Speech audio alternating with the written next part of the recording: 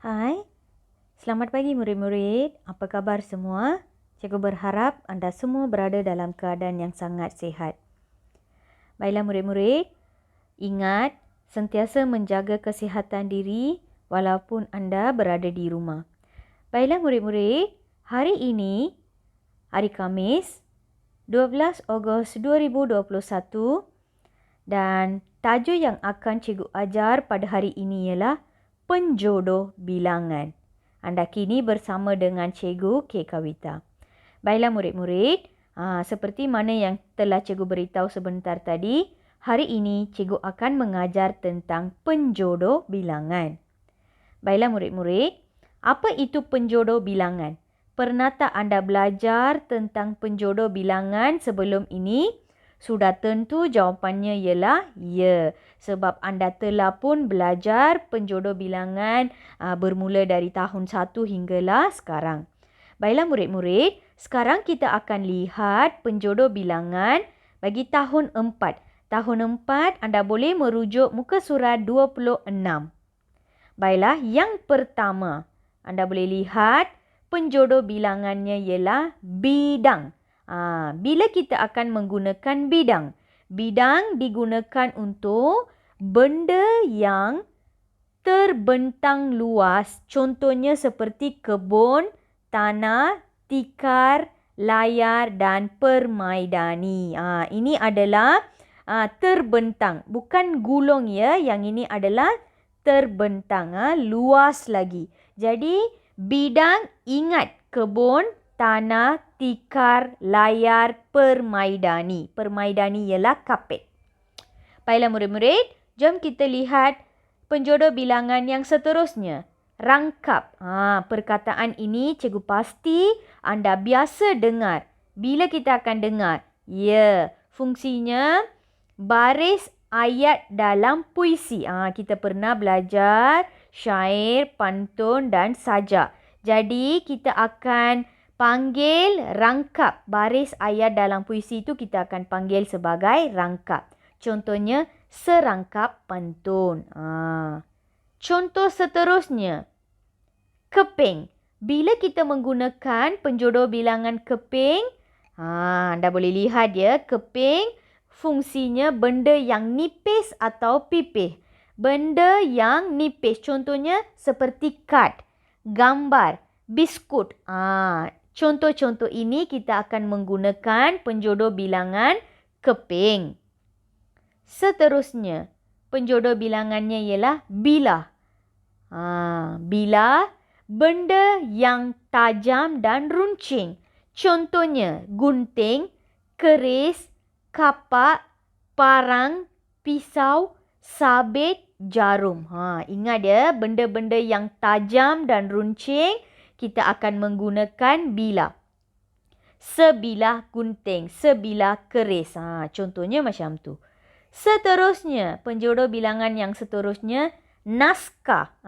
Ingat ya, naskah biasanya digunakan untuk bahan bacaan. Contohnya seperti majalah dan surat khabar. Seterusnya, kita akan lihat pula penjodoh bilangan bagi tahun 5. Tahun 5, anda boleh merujuk muka surat 16 pada buku teks Bahasa Melayu. Yang pertama, tandan. Bila kita gunakan tandan, digunakan untuk buah yang masih melekat pada tandannya. Contohnya pisang. Ini adalah tandan. Yang ini adalah tandan. Apabila buah itu masih ada pada tandan ini, kita akan panggil sebagai setandan pisang. Baiklah murid-murid, walaupun sekarang cikgu mengajar penjodoh bilangan bagi tahun 4, 5, 6, tetapi semuanya adalah perkara yang perlu anda tahu. Maksudnya penjodoh bilangan yang perlu anda tahu. Jadi tidak kira tahun 4 ke, tahun 5 ke, tahun 6, anda dengar dan faham penggunaan penjodoh bilangan itu dengan betul. Baiklah, kita teruskan. Penjodoh bilangan yang seterusnya ialah ikat. Digunakan untuk benda-benda yang diikat. Contohnya, Seikat rambutan. Ini adalah ikat. Ini yang kita panggil sebagai ikat. Seterusnya, penjodoh bilangan yang seterusnya ialah biji.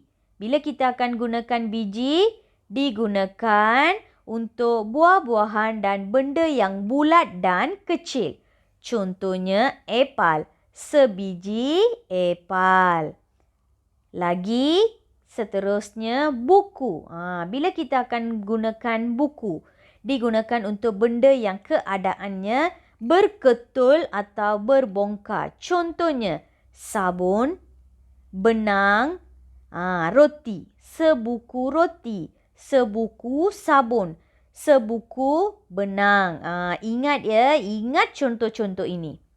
Seterusnya, tongkol. Dengar saja perkataan tongkol digunakan untuk buah yang bertongkol. Lihat ini adalah buah yang bertongkol. Contohnya jagung. Seterusnya gugus. Gugus digunakan untuk buah-buahan atau benda yang berkelompok. Contohnya anggur, kelapa sawit, kunci. Ni adalah gugus. Segugus kunci. Segugus anggur. Kita lihat contoh yang seterusnya, papan. Papan fungsinya benda yang berbentuk kepingan. Contohnya, papan sepapan coklat, sepapan petai, sepapan mercun. Ingat ya, contoh-contoh ini anda perlu ingat. Seterusnya, papan. Okey, papan sudah. Sekarang kita akan lihat contoh penjodoh bilangan untuk tahun 6 pula. Anda boleh merujuk muka surat 16 ya. Tahun 6.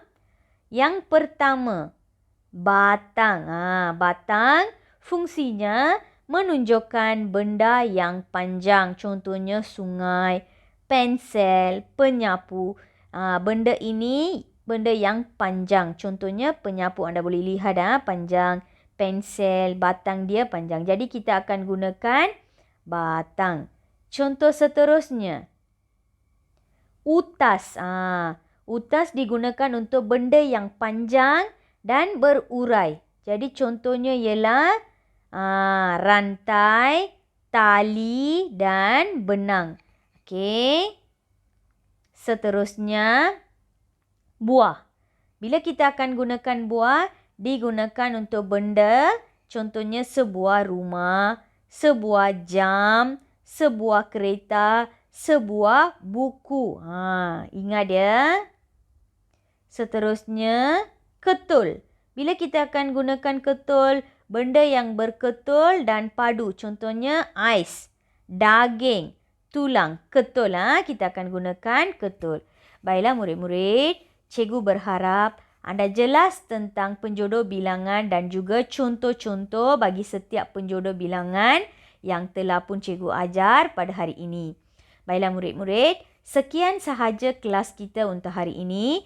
Jumpa lagi pada kelas yang akan datang. Sekian, terima kasih. Jumpa lagi murid-murid.